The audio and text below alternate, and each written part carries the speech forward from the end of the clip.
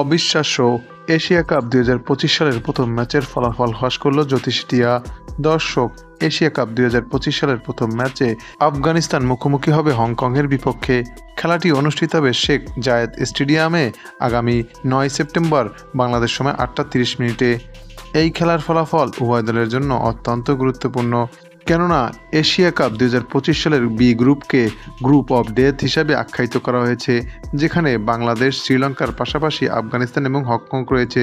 তাই তো এই ম্যাচটি উভয় দলই জিততে চাইবে। তাছাড়া শক্তি এবং সামর্থ্যের দিক বিবেচনা করলে আফগানিস্তান দল হংকংয়ের চেয়ে অনেকটাই এগিয়ে থাকবে, যেখানে রশিদ খান, নবী এবং গুরবাজের মতো প্লেয়াররা রয়েছেন।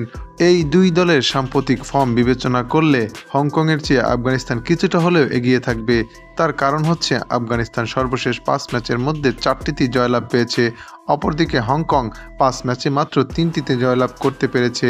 তাই তো এই ম্যাচের ফলাফল নিয়ে উভয় দেশের ভক্ত সমর্থকদের মাঝে বিরাজ করছে তুমুল উত্তেজনা। যদিও খেলার দিন খেলার ফলাফল জানা যাবে, তবে সবাইকে চমকে দিয়ে এই ম্যাচের ফলাফল দুদিন আগেই ফাঁস করল জ্যোতিষী টিয়া।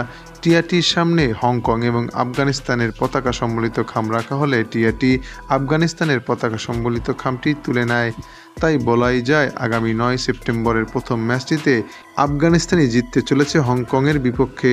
তো দর্শক, এশিয়া কাপ 2025 সালের প্রথম ম্যাচে আফগানিস্তান নাকি হংকং, কে জিতবে তা আপনিও জানাতে পারেন আমাদের এই চ্যানেলের কমেন্ট সেকশনের মাধ্যমে।